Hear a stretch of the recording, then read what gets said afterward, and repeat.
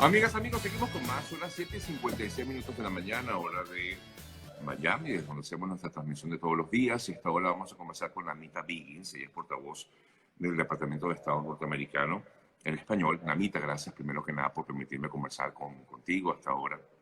Gracias por la oportunidad y buenos días. Bueno, vamos a hablar acerca de este informe que fue presentado en el día de ayer, un informe sobre prácticas de derechos humanos en el mundo, en diversas partes del mundo. Informe que efectivamente resalta lo que está ocurriendo en algunas naciones y, por supuesto, queremos detenernos sobre todo en lo que pasa con Latinoamérica, ¿no? Hemos visto allí en este informe que ustedes, en el informe se habla de casos específicos en países como Nicaragua, como Venezuela, donde efectivamente se estarían vulnerando los derechos humanos. ¿Qué nos puede decir al respecto, Namita, para comenzar? Pues gracias de nuevo. Quiero dar un poco de contexto sobre este informe. Es un informe anual y es el 45º informe que estamos presentando al Congreso. El Departamento de Estado está obligado por ley a presentar este informe al Congreso y pues no solamente el Congreso, sino también el Poder Ejecutivo, también la sociedad extranjera usan estos informes anuales para informarse, para formular la política y para tomar decisiones. Entonces, escribimos estos informes sobre todos los países miembros de la ONU. Entonces, este informe que presentamos ayer incluye la situación de los derechos humanos en 198 países y territorios. Y como dice usted, tiene razón, claro que hablamos de la situación en los países en Latinoamérica también, incluso en Venezuela, Cuba y Nicaragua. La situación de los derechos humanos sigue siendo deplorable en estos países. Vemos que continúa deteriorándose en estos países. Entonces, estamos atentos a la situación y queremos arrojar luz sobre lo que está pasando en estos países.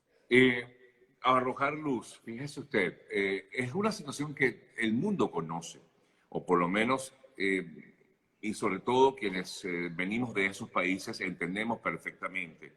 Y la gran queja, digámoslo así, Namita, es que muchas veces son planteamientos que quedan allí en el papel y que no pasan de allí, no se ejecuta absolutamente nada, no hay acciones concretas para acabar con esto. Repito, son situaciones que entendemos perfectamente, son exámenes que se hacen, pero no vemos soluciones. Me explico. ¿Qué puede hacer el gobierno de Estados Unidos ante este tipo de vulneración de derechos humanos en países como Venezuela o Nicaragua? Pues entendemos la frustración y lamentablemente incluso el secretario Blinken dijo ayer que no es posible a veces medir las mejoras. Pero lo que queremos hacer a través de estos informes, primero con este gobierno nuevo, gobierno de Biden-Harris, es colocar los derechos humanos en el centro de nuestra política exterior. Entonces vamos a incluir el tema de los derechos humanos en cada conversación, cada reunión, para responsabilizar a los perpetradores y para prevenir que haya impunidad, porque ya hemos visto que en estos países como Venezuela, Cuba y Nicaragua existe casi impunidad total. No hay responsabilidad a los perpetradores. Entonces, es una manera de arrojar luz otra vez. En términos de acciones, pues vamos a seguir trabajando con la comunidad internacional. Si hablamos de Venezuela en particular, vamos a seguir trabajando con la comunidad regional, el Grupo de Lima, la OEA, Europa, para poner más presión, para poner presión multilateral contra el régimen de Maduro para que haya cambio, para lograr elecciones libres y justas. Exactamente, eso es lo que ha indicado en reiteradas ocasiones también Anthony Blinken, el secretario de Estado estadounidense. Efectivamente, permanecer con las sanciones para lograr estas elecciones libres y justas. Sabemos que el gobierno de Estados Unidos, o por lo menos así lo han manifestado, pues no piensa bajo ningún concepto tener algún tipo de contacto directo con el régimen de Maduro. ¿Esto persiste, Anita? Sí, no ha cambiado nada sobre este tema en particular. Lo que sí está claro es que este gobierno prioriza la cooperación internacional, la colaboración internacional. Entonces, lo que sí vamos a hacer es seguir trabajando con la comunidad internacional para que haya cambio. Vamos a seguir reconociendo la Asamblea Nacional de 2015, encabezada por Juan Guaidó. Vamos a continuar apoyando las aspiraciones democráticas del pueblo de Venezuela. Y además vamos a seguir brindando asistencia humanitaria. Los Estados Unidos sigue siendo el mayor donante de asistencia humanitaria para la crisis de Venezuela, no solamente dentro del país, sino también en la región, porque ya hemos visto que millones de venezolanos han huido del país y viven en Colombia y otros países en Latinoamérica. Bueno, como seguramente está enterada, recientemente ha habido esta acción, estos enfrentamientos armados en la zona fronteriza con Colombia, y hay más de casi 5.000 desplazados hacia Venezuela. ¿Qué encuentran ustedes en ese informe en el caso específico de Venezuela? Y disculpe que me concentre en Venezuela, pero bueno, es el país de donde vengo y por supuesto mi audiencia netamente es venezolana.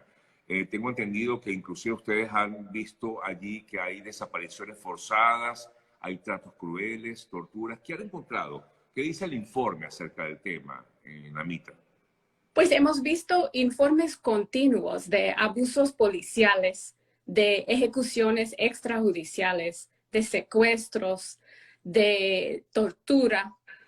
Claro que usted y su audiencia ya sabe que no existe libertad de expresión en Venezuela, incluso para los medios. Y ya hemos hablado que tampoco existe elecciones libres y justas. Para que el pueblo de Venezuela pueda tener un cambio en su gobierno. Entonces, el reporte creo que el informe tiene como 22 páginas. Usamos casos ilustrativos para mostrar, para arrojar luz sobre lo que está pasando ahí. También hemos visto que el alto comisionado de la ONU de los Derechos Humanos ha hablado sobre este mismo tema y habla de asesinatos, miles de asesinatos, como 25,000 asesinatos desde el año 2014 han ocurrido en Venezuela. Incluso, entre otras cosas, hemos visto que aquí en la ciudad de Miami recientemente fue demandado el régimen de Maduro por parte de familiares del concejal Albán, que fue, en teoría, según ellos informan, pues habría muerto en una sede policial en Venezuela. ¿Esto estaría incluido en este informe o está dentro de este informe, Namita, por ejemplo? Lo siento, no sé si este caso exacto está incluido o puede ser que hemos incluido este caso en el año pasado. Porque conozco el caso del señor Albán y lo que sucedió. Entonces, lo siento, no sé exactamente cuáles casos, pero lo que sí puedo decir es que el incluso o no incluir un caso no significa que no es importante. Ya el informe tiene 22 páginas, entonces no podemos incluir cada caso, pero lo que Claro. sí queremos incluir son casos ilustrativos para arrojar luz sobre lo que está sucediendo, lo que sucedió en el año 2020, porque el informe es sobre lo que sucedió el año pasado. Exactamente. Una última consulta, Anita, porque sé que el tiempo que tenemos es corto, pero ¿qué respuesta le puede dar a estos ciudadanos en el mundo que han tenido que salir de sus países y que esperan algún tipo de respuesta? Algunos piensan que la solución está en lo que determine Estados Unidos. ¿Qué piensa usted al respecto? Pues la posición de esta administración es clara. Vamos a seguir apoyando a los defensores de derechos humanos. Vamos a seguir liderando o vamos a liderar a través de nuestro ejemplo.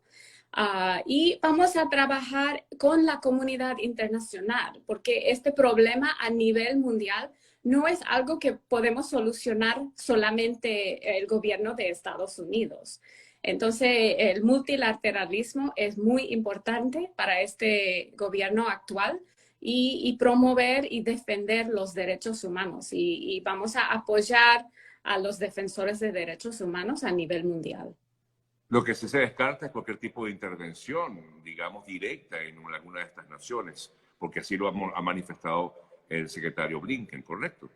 Sí, el secretario Blinken dice que vamos a usar todas las medidas diplomáticas a nuestra disposición para trabajar con la comunidad internacional para enfrentar estos problemas comunes. Vale. Muchas gracias, Namita, por su tiempo. Gracias por permitirme conversar con usted. A nosotros nos toca hacer una pausa y venimos con más de nuestro programa en breve. Gracias, Namita. Feliz Muchas día. gracias a usted. Listo. Gracias, Listo. Namita. Gracias. Gracias. Thank you Buen very día. much.